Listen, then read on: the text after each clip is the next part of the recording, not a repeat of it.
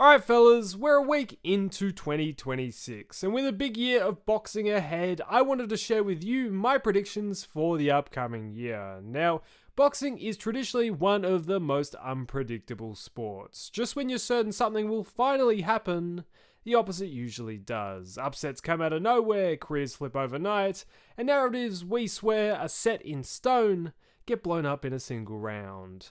So in this video, I'm going to be looking at the landscape as it stands right now. The champions, the contenders, the egos, the politics, and asking one simple question: what could happen in 2026? Now, my first prediction is that Tyson Fury will be a world champion again this year. Crazy to kind of say, but I reckon his first fight back could be for a title. And for what title?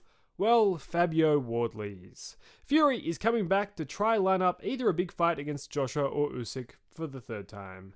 The Joshua fight, because of obvious reasons, seems to be in super doubt, whilst the Usyk trilogy honestly is a pretty hard sell. But if Fury goes ahead and beats Fabio, claims another title, all of a sudden the promoters are going to be looking at it going, maybe we have something here. At this point, the Fury-Usyk trilogy is going to be way more realistic, and an undisputed heavyweight title fight always sells. And even though none of us are going to be too hyped for it, I reckon it's a good chance to happen. My next prediction is that 2026 is the last year influencer boxing is going to be a major attraction. Now, once upon a time, celebrity boxing was something reserved for Z-tier celebrities, and everyone kinda looked at it as a bit sad. Then along came KSI and the Paul brothers, and suddenly it kinda became glamorous. High production shows, big arenas, real promotion, and whether you liked it or not, you had to pay attention. But now, Logan's basically a full-time wrestler,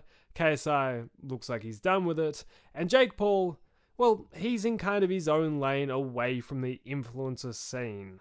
So who's left? Well, not that many people. You've got the likes of Andrew Tate, who tried his luck to no success, a few retired MMA fighters, and that's about it. The influencer cards are now filled with people who wouldn't even make the prelims of the old influencer events. We're genuinely at the stage where promoters are using the sons of random celebrities just to fill out these cards.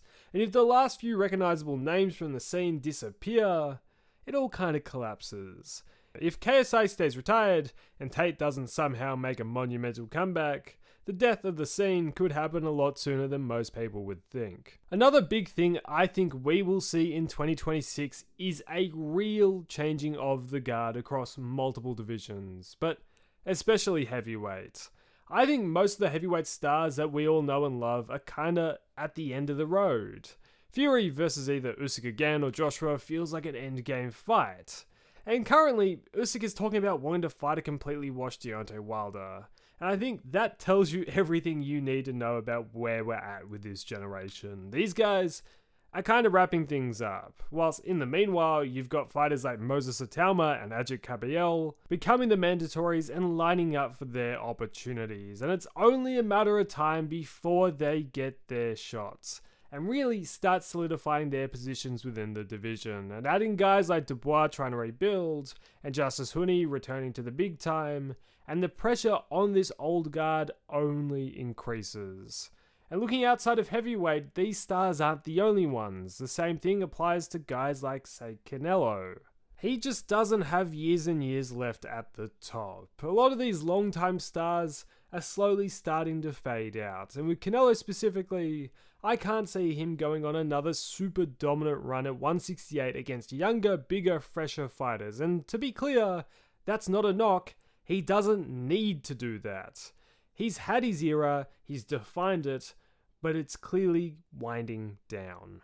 And with that, I think 2026 might be Canelo's last truly big year. I can see him reclaiming one of Crawford's scattered belts, probably the WBC, maybe defending it once, just enough to wrap up the Saudi deal, which then might walk him into a Jake Paul fight in early 2027. Canelo is still one of the biggest draws in the sport.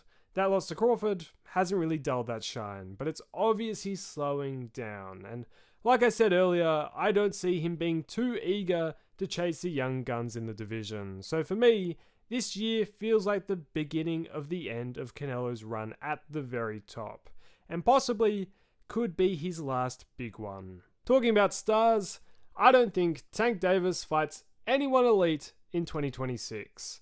Everyone wants Tank versus Shakur, everyone wants Tank versus any top tier talent, but I don't think we get it again. I think we see him fight another fight like Pitbull Cruz.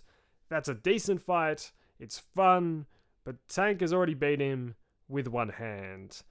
And we're probably going to see something like this again. He'll remain super popular this year, he'll make a ton of money, but I don't think we're going to see him in any real legacy-defining fights.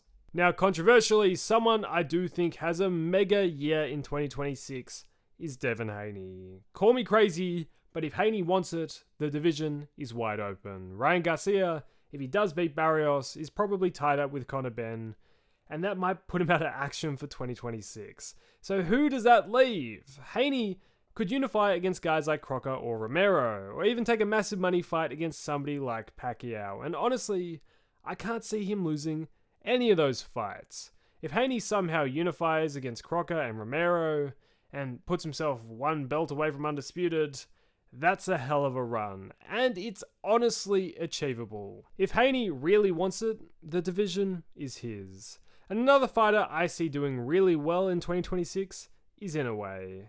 He's already tightened up on the mistakes he's made, and I reckon in 2026 he goes on an absolute tear. I reckon he gets a win against Nakatani, and then potentially moves up again. And if he does, suddenly he is cemented in that number one pound for pound conversation. I genuinely think there's a great chance Inoue finishes 2026 as the clear pound for pound king. And for 2025, I did think he was number one already.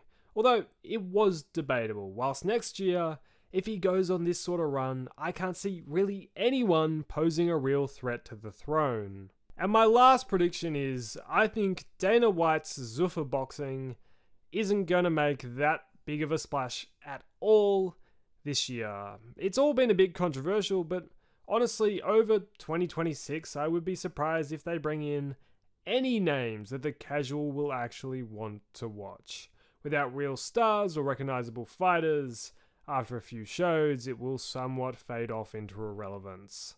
For the next couple years, I think the success of their promotion will rely on building up their own stars and eventually somehow capturing free agency talent. Something which will be interesting to watch, but in this year, I can't see much happening. I think the proof of that has to be for their big opening show in a few weeks' time. They're yet to announce any of the fights. Who's fighting? No one knows. The hype seems kinda dead before the show has even begun. But now, enough of me. I want to hear your predictions at home. What do you see happening within boxing over the next 12 months? Do you agree with me, or am I completely wrong? Let me know all your takes and your thoughts down in the comments. And if you did enjoy the video, please make sure to like and subscribe, as it really does a ton to help the channel. Thanks for watching, fellas, and I'll catch you in the next one.